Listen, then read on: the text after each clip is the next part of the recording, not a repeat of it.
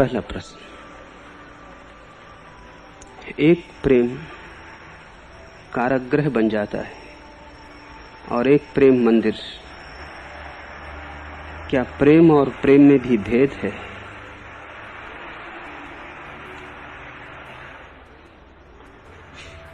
प्रेम और प्रेम में बहुत भेद है,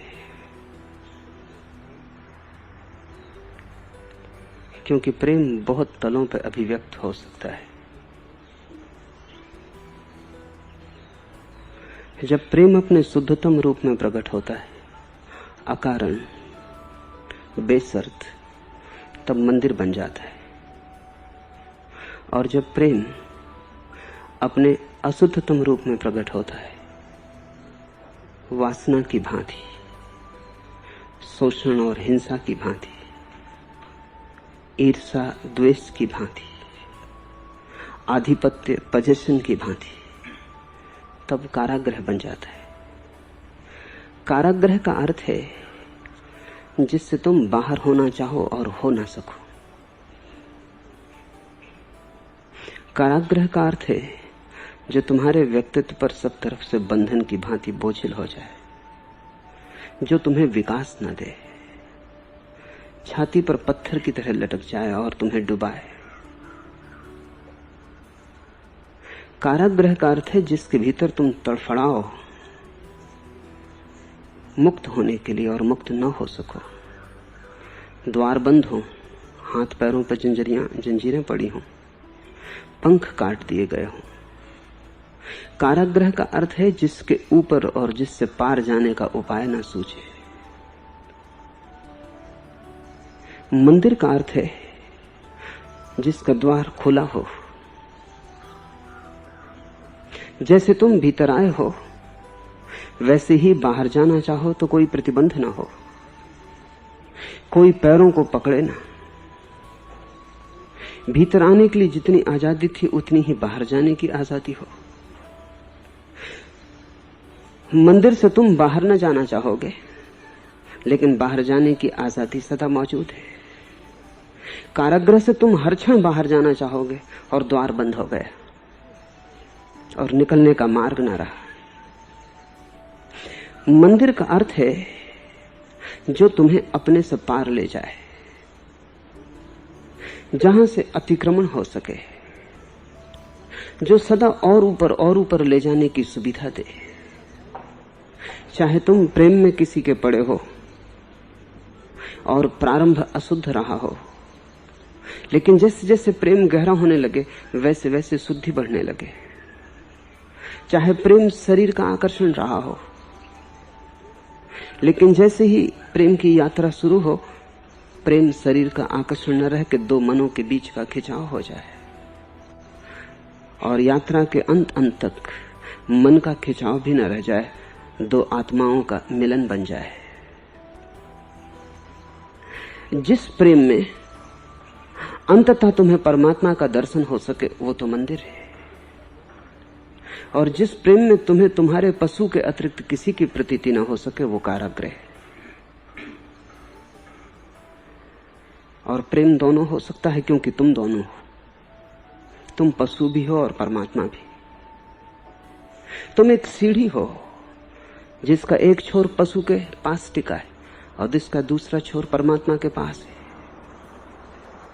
और ये तुम्हारे ऊपर निर्भर है कि तुम सीढ़ी से ऊपर जाते हो या नीचे उतरते हो। सीढ़ी एक ही है, उसी सीढ़ी का नाम प्रेम है,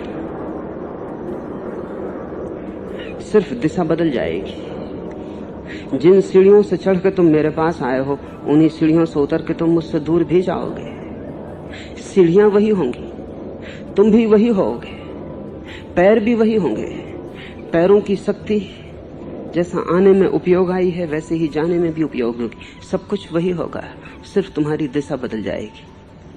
एक दिशा थी जब तुम्हारी आंखें ऊपर लगी थी आकाश की तरफ, और पैर तुम्हारी आंखों का अनुसरण कर रहे थे।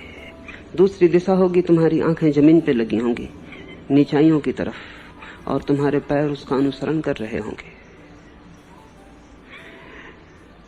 साधारणतः प्रेम तुम्हें पशु में उतार देता है, इसलिए तो प्रेम से लोग इतने भयभीत हो गए हैं। घृणा से भी इतने नहीं डरते जितने प्रेम से डरते हैं। शत्रु से भी इतना भय नहीं लगता जितना मित्र से भय लगता है, क्योंकि शत्रु क्या बिगाड़ लेगा। शत्रु और तुम में तो बड़ा फासला है, दूरी है, लेकिन मित्र बहुत कुछ बिगाड़ सकता है और प्रेमी तो तुम्हें बिल्कुल नष्ट कर सकता है, क्योंकि तुमने इतने पास आने का अवसर दिया है। प्रेमी तो तुम्हें बिल्कुल नीचे उतार सकता है, नरकों में। इसलिए प्रेम में लोगों को नरक की पहली झलक मिलती है। इसलिए तो लोग भाग खड़े होते हैं प्रेम की दुनिया से, भगोड़े बन जाते हैं। सारी दुनिया में धर्मों ने सिखाया है प्रेम से बचो। कारण क्या होगा? कारण यही है कि देखा कि 100 में 99 तो प्रेम में सिर्फ डूबते हैं और नष्ट होते हैं। प्रेम की कुछ भूल नहीं है, डूबने वालों की भूल है। और मैं तुमसे कहता हूं, जो प्रेम में नरक में उतर जाते थे वो प्रार्थना से भी नरक में ही उतरेंगे, क्योंकि प्रार्थना प्रेम का ही एक रूप है। और जो घर में प्रेम की सीढ़ी से नीचे उतरते थे वो आश्रम में भी प्रार्थना की सीढ़ी से नीचे ही उतरेंगे। असली सवाल सीढ़ी को बदलने का नहीं है, न सीढ़ी से भाग जाने का है। असली सवाल तो खुद की दिशा को बदलने का है।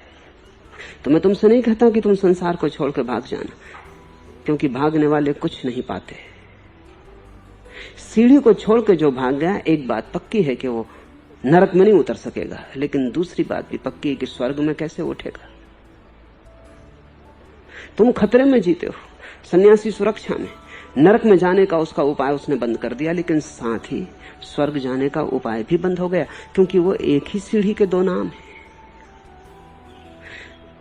सन्यासी जो भाग गया है संसार से, वो तुम्हारे जैसे दुख में नहीं रहेगा, ये बात तय है। लेकिन तुम जिस सुख को पा सकते थे उसकी संभावना भी उसकी खो गई। माना कि तुम नरक में हो, लेकिन तुम स्वर्ग में हो सकते हो, और उसी सीढ़ी से जिससे तुम नरक में उतरे हो।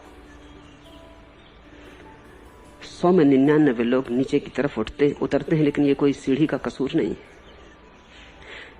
ये तुम्हारी ही भूल है। और स्वयं को न बदल के सीढ़ी पर कसूर देना, स्वयं की आत्मक्रांति न करके सीढ़ी की निंदा करना, बड़ी गहरी नासमझी है। अगर सीढ़ी तुम्हें नरक की तरफ उतार रही है तो पक्का जान लेना कि यही सीढ़ी तुम्हें स्वर्ग की तरफ उठा सकेगी। तुम्हें दिशा बदलनी है, भागना नहीं। क्या होगा दिशा का रूपांतरण? जब तुम किसी को प्रेम करते हो, वो कोई भी हो, माँ हो, पिता हो, पत्नी हो, प्रेयसी हो, मित्र हो, बेटा हो, बेटी हो, कोई भी हो, प्रेम का गुण तो एक है। किससे प्रेम करते हो ये बड़ा सवाल नहीं है। जब भी तुम प्रेम करते हो तो दो संभावनाएं। एक तो ये कि जिसे तुम प्रेम करना चाहते हो या जिसे तुम प्रेम करते हो उस पर तुम प्रेम के माध्यम से आधिपत्य करना चाहो, मालकियत करना चाहो, तुम नरक की तरफ उतरने शुरू हो गए।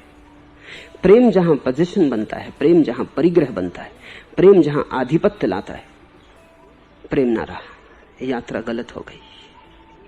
जिसे तुमने प्रेम किया है उसके तुम मालिक बनना चाहो, बस भूल हो गई। क्योंकि मालिक तुम जिसके भी बन जाते हो, तुमने उसे गुलाम बना दिया।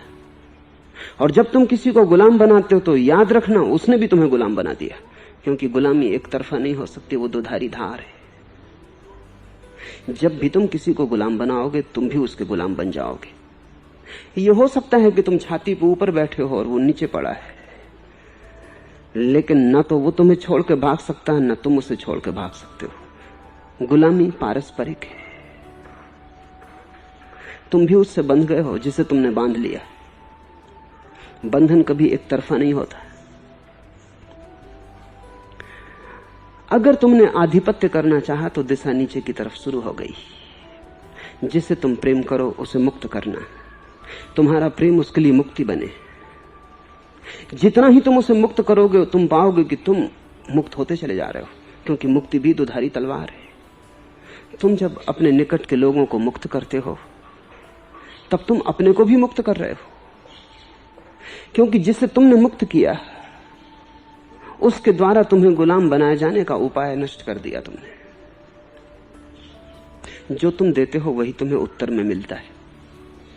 जब तुम गाली देते हो तब गालियों की वर्षा हो जाती, जब तुम फूल देते हो तब फूल लौट आते हैं।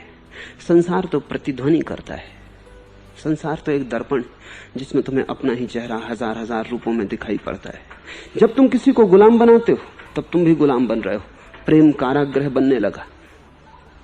ये मत सोचना कि दूसरा तुम्हें कारागृह में डालता है। दूसरा तुम्हें कैसे डाल सकता है? दूसरे की सामर्थ्य क्या? तुम ही दूसरे को कारागृह में डालते हो तब तुम कारागृह में पड़ते हो। ये साझेदारी है। तुम उसे गुलाम बनाते हो, वो तुम्हें गुलाम बनाता है। पति पत्नियों को देखो, वो एक दूसरे के गुलाम हो गए। और स्वभाव था, जो तुम्हें गुलाम बनाता है उसे तुम प्रेम कैसे कर पाओगे? भीतर गहरे में रोष होगा, क्रोध होगा, गहरे में प्रतिशोध का भाव होगा, और वो हजार हजार ढंग से प्रकट होगा। छोटी छोटी बात में प्रकट होगा। क्षुद्र क्षुद्र बातों में पति पत्नियों को तुम लड़ते पाओगे। प्रेमियों को तुम ऐसी क्षुद्र बातों पर लड़ते पाओगे कि ये तुम मान ही नहीं सकते कि इनके जीवन में प्रेम उतरा होगा। प्रेम जैसी महाघटना जहां घटी हो वहां ऐसी क्षुद्र बातों की कलह उठ सकती। ये क्षुद्र बातों की कलह बता रही है कि सीढ़ी नीचे की तरफ लग गई है। जब भी तुम किसी पर आधिपत्य करना चाहोगे, तुमने प्रेम की हत्या कर दी। प्रेम का शिशु पैदा भी ना हो पाया, गर्भपात हो गया। अभी जन्मा भी ना था कि तुमने गर्दन दबा दी। प्रेम खिलता है मुक्ति के आकाश में। प्रेम का जन्म होता है स्वतंत्रता के परिवेश में। कारागृह में प्रेम का जन्म नहीं होता। वहां तो प्रेम की कब्र बनती है। और जब तुम दूसरे पे आधिपत्य करोगे तब तुम धीरे धीरे पाओगे प्रेम तो न मालूम कहां तिरहुत हो गया, और प्रेम की जगह कुछ बड़ी विकृतियां छूट गई। ईर्षा। जब तुम दूसरे पे आधिपत्य करोगे तब ईर्षा पैदा हो जाएगी। अगर तुम्हारी पत्नी किसी के साथ थोड़ी हंस के भी बोल रही, प्राण कंपित हो गए। ये तो पत्नी तुम्हारे कारागृह के बाहर जाने के लिए कोई झरोखा बना रही। ये तो सेंध मालूम पड़ती है, दीवार तोड़ के बाहर निकलने का उपाय। तुम्हारी पत्नी और किसी और के साथ हंसे, तुम्हारी पत्नी और किसी और से बात करे, तुम्हारा पति किसी और स्त्री के सौंदर्य का गुणगान करे। नहीं, यह असंभव है, क्योंकि ये तो प्रथम से ही खतरा है। ये तो स्वतंत्र होने की चेष्टा है। इसको पहले ही प्रेमी मार डालते हैं। ईर्षा का जन्म होता है। और ध्यान रखना, अगर तुम एक स्त्री को प्रेम करते हो तो वस्तुतः उस स्त्री के द्वारा तुम सभी स्त्रियों को प्रेम करते हो। वो स्त्री प्रतिनिधि है, वो प्रतीक है। उस स्त्री में तुमने स्त्रीणता को प्रेम किया है। जब तुम किसी एक पुरुष को प्रेम करते हो तो उस पुरुष में तुमने सारे जगत के पुरुषों को प्रेम कर लिया, जो आज मौजूद है, जो कभी मौजूद थे, जो कभी मौजूद होंगे। व्यक्तित्व तो ऊपर ऊपर है, भीतर तो शुद्ध ऊर्जा है पुरुष होने की या स्त्री होने की।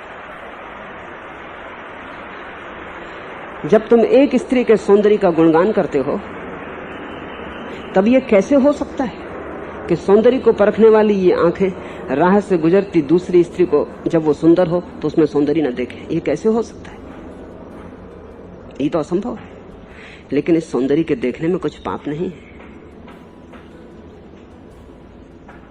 ये कैसे हो सकता है कि जब तुमने एक दिए में रोशनी देखी और आह्लादित हुए तो दूसरे दिए में रोशनी देख के तुम आह्लादित ना हो जाओ? लेकिन एक स्त्री कोशिश करेगी कि तुम्हें अब सौंदर्य कहीं और दिखाई ना पड़े, और एक पुरुष कोशिश करेगा अब स्त्री को ये सारा संसार पुरुष से शून्य हो जाए, बस मैं ही एक पुरुष दिखाई पड़ूं। तब एक बड़ी संकटपूर्ण स्थिति पैदा होती। स्त्री कोशिश में लग जाती इस पुरुष को कहीं कोई सुंदर स्त्री न दिखाई पड़े। धीरे धीरे ये पुरुष अपनी संवेदनशीलता को मारने लगता है, क्योंकि संवेदनशीलता रहेगी तो सौंदर्य दिखाई पड़ेगा। सौंदर्य का किसी ने ठेका नहीं लिया है, जहां होगा वहां दिखाई पड़ेगा। और अगर प्रेम स्वतंत्र हो तो हर जगह, हर सौंदर्य में इस व्यक्ति को अपनी प्रेयसी दिखाई पड़ेगी और प्रेम गहरा होगा। लेकिन स्त्री काटेगी संवेदनशीलता को, पुरुष काटेगा स्त्री की संवेदनशीलता को। दोनों एक दूसरे की संवेदना को मार डालेंगे। और जब पुरुष को कोई भी स्त्री सुंदर नहीं दिखाई पड़ेगी तो तुम सोचते हो घर में जो स्त्री बैठी है वो सुंदर दिखाई पड़ेगी, वो सबसे ज्यादा कुरूप स्त्री हो जाएगी। उसी के कारण सौंदर्य का बोध ही मर गया। तो तुम सोचते हो जिस स्त्री को कोई पुरुष सुंदर दिखाई ना पड़ेगा, उसे घर का पुरुष सुंदर दिखाई पड़ेगा। जब पुरुष ही सुंदर नहीं दिखाई पड़ते तो इस भीतर का जो पुरुषत्व है वो भी अब आकर्षण नहीं लाता। तुम ऐसा ही समझो कि तुमने तय कर लिया हो कि तुम जिस स्त्री को प्रेम करते हो बस उसके पास ही सांस लोगे, शेष समय सांस बंद रखोगे। और तुम्हारी स्त्री कहे कि देखो तुम और कहीं सांस मत लेना, तुमने खुद ही कहा है कि तुम्हारा जीवन बस तेरे लिए है, तो जब मेरे पास रहो श्वास लेना, जब और कहीं रहो तो श्वास बंद रखना। तब क्या होगा? अगर तुमने ये कोशिश की तो दोबारा जब तुम इस स्त्री के पास आओगे तुम लाश होगे, जिंदा आदमी नहीं। और जब तुम और कहीं श्वास न ले सकोगे तो तुम सोचते हो इस स्त्री के पास श्वास ले सकोगे, तुम मुर्दा हो जाओगे। ऐसे प्रेम कारागृह बनता है। प्रेम बड़े आश्वासन देता है और आश्वासनों को पूरा कर सकता है, लेकिन वो पूरे हो नहीं पाते। इसलिए हर व्यक्ति प्रेम के विश्वास से भर जाता है, क्योंकि प्रेम ने बड़े सपने दिए थे, बड़े इंद्रधनुष निर्मित किए थे, सारे जगत के काव्य का वचन दिया था कि तुम्हारे ऊपर वर्षा होगी। और जब वर्षा होती तो तुम पाते हो कि वहां ना तो कोई काव्य है, ना कोई सौंदर्य, सिवाय कलह, उपद्रव, संघर्ष, क्रोध, ईर्षा, वैमनस्य के सिवाय कुछ भी नहीं। तुम गए थे किसी व्यक्ति के साथ स्वतंत्रता के आकाश में उड़ने, तुम पाते हो कि पंख कट गए। तुम गए थे स्वतंत्रता की सांस लेने, तुम पाते हो गर्दन घुट गई। प्रेम फांसी बन जाता है 100 में 99 मौके पर, लेकिन प्रेम के कारण नहीं, तुम्हारे कारण। तुम्हारे धर्मगुरुओं ने कहा है प्रेम के कारण, वहां मेरा फर्क है। और तुम्हारे धर्मगुरु तुम्हें ज्यादा ठीक मालूम पड़ेंगे, क्योंकि जिम्मेदारी तुम्हारे ऊपर से उठा रहे हो। वो कह रहे हैं ये प्रेम का ही उपद्रव है। पहले ही कहा था कि पढ़ना ही मत इस उपद्रव में, दूर ही रहना। तो तुम्हारे धर्मगुरु प्रेम की निंदा करते रहे। तुम्हें भी जस्ती है बात, जस्ती है इसलिए तुम्हारे धर्मगुरु तुम्हें दोषी नहीं ठहराते, प्रेम को दोषी ठहराते। मन हमेशा राजी, दोष कोई और पर जाए तो हमेशा प्रसन्न हो। मैं तुम्हें दोषी ठहराता हूं, 100% तुम्हें दोषी ठहराता हूं। प्रेम की जरा भी भूल नहीं। और प्रेम अपने आश्वासन पूरे कर सकता था, तुमने पूरे न होने दिए।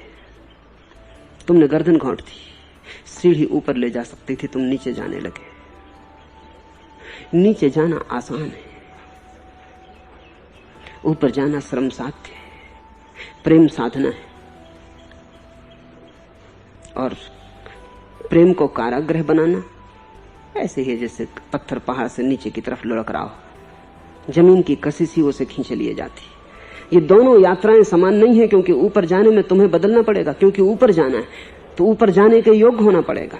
प्रतिपल तुम्हारे चेतना के तल को ऊपर उठना पड़ेगा, तभी तुम सीढ़ी पार कर सकोगे। नीचे गिरने में तो कुछ भी नहीं करना पड़ता। मुल्ला नसरुद्दीन अपने बेटे के लिए एक साइकिल खरीद लाया था।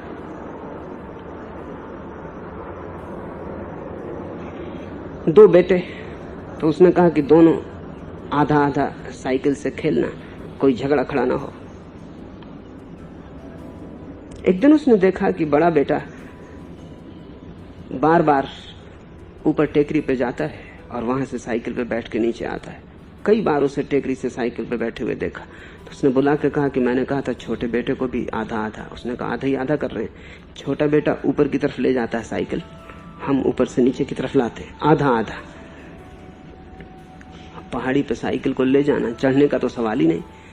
किसी तरह हाँपता हुआ छोटा बेटा ऊपर तक पहुंचा देता है, बड़ा बेटा उस पर बैठ के नीचे की यात्रा कर लेता है। समान नहीं है, आधी आधी नहीं है यात्रा। नीचे की यात्रा यात्रा ही नहीं है, गिरना है, पतन है। तुम जहां थे वहां से भी नीचे उतरना है।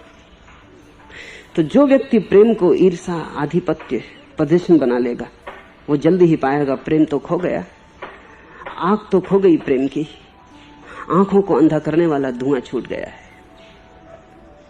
घाटी के अंधकार में जीने लगा, पहाड़ की ऊंचाई तो खो गई, और पहाड़ की ऊंचाई से देखने वाला सूर्योदय, सूर्यास्त सब खो गए। अंधी घाटी है, रोज अंधी होती चली जाती। तुम्हारे भीतर का पशु प्रकट हो जाता है सरलता से। उसके लिए कोई साधना नहीं करनी पड़ती।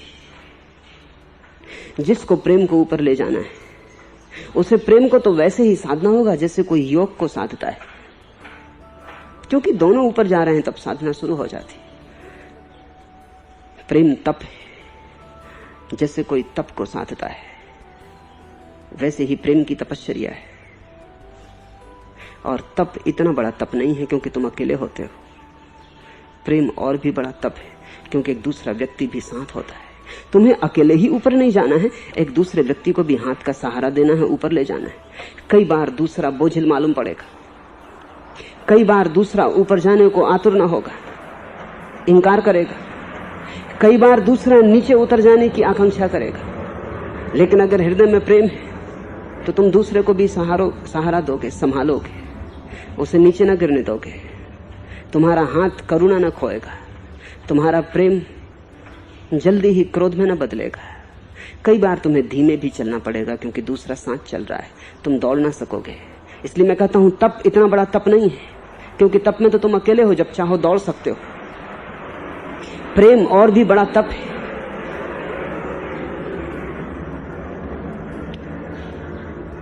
लेकिन प्रेम के द्वार पर तो तुम ऐसे पहुंच जाते हो जैसे तुम तैयार ही हो। यही भूल हो जाती है। दुनिया में हर आदमी को यह ख्याल है कि प्रेम करने के योग्य तो वो है ही, यही भूल हो जाती है। और सब तो तुम सीखते हो। छोटी छोटी चीजों को सीखने में बड़े जीवन का समय गंवाते हो। प्रेम को तुमने कभी सीखा?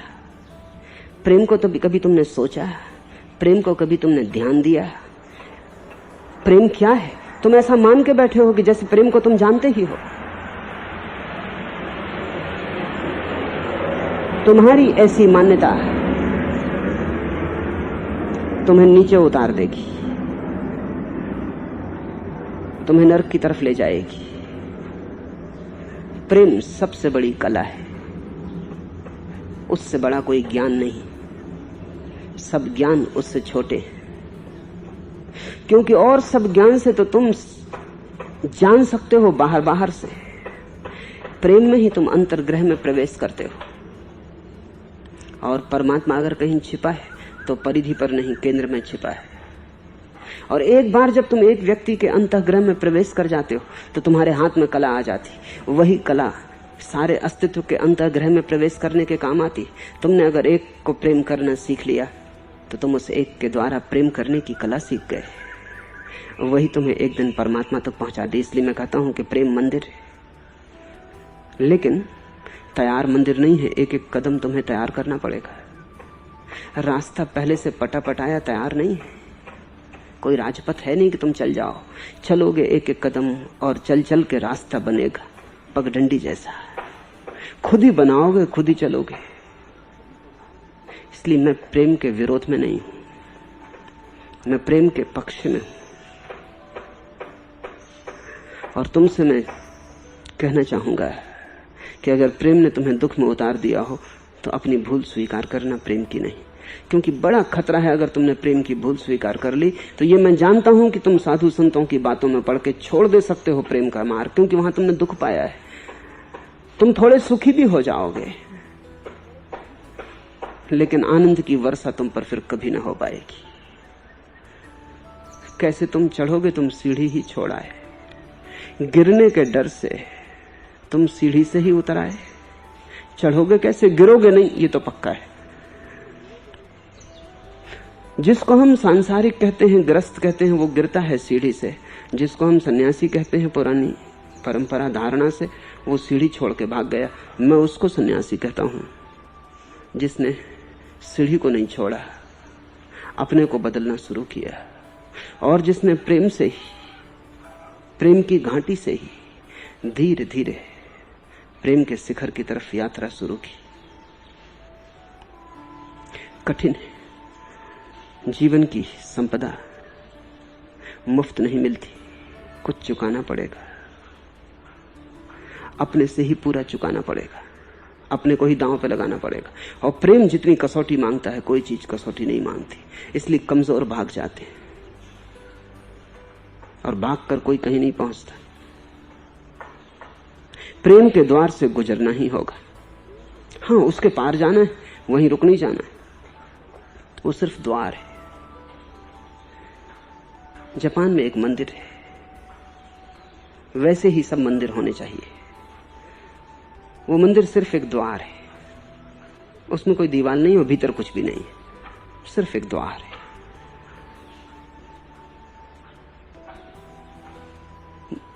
मंदिर एक द्वार है, किसी अज्ञात लोक की तरफ खुलता है। अतीत पीछे छूट जाता है, भविष्य की तरफ खुलता है। समय पीछे छूट जाता है, कालातीत की तरफ खुलता है। क्षुद्र क्षणभंगुर पीछे छूट जाता है, शाश्वत के प्रति खुलता है। लेकिन सिर्फ एक द्वार है। जो मंदिर में रुक गया वो ना समझ। मंदिर कोई रुकने की जगह नहीं। पड़ाव कर लेना, रात भर के लिए विश्राम कर लेना, लेकिन सुबह ही यात्रा पर निकल जाना है। प्रेम को कैसे मंदिर बनाओगे? आधिपत्य मत करना जिससे प्रेम करो। जिससे प्रेम करो उस प्रेम के आसपास ईर्ष्या को खड़े मत होने देना। जिसको प्रेम करो उससे अपेक्षा मत करना कुछ। दे सको देना, मांगना मत। और तुम पाओगे प्रेम रोज गहरा होता है, रोज ऊपर उठता है। और तुम पाओगे कि धीरे धीरे धीरे धीरे नए पंख उगने लगे तुम्हारे जीवन में। चेतना नई यात्रा पर जाने के लिए समर्थ होने लगी। लेकिन इन भूलों के प्रति सजग रहना। ये भूलें बिल्कुल सामान्य हैं और तुम प्रेम में पड़ते भी नहीं कि ये भूलें शुरू हो जाती। तुम अपेक्षा शुरू कर देते हो। जहां अपेक्षा की वहां सौदा शुरू हो गया, प्रेम ना रहा। तुम जिसको प्रेम करो उसे स्वयं होने की पूरी स्वतंत्रता देना। कई बार मौके होंगे, बहुत सी बातें होंगी जो तुम न चाहोगे, लेकिन तुम्हारी चाह का सवाल क्या है?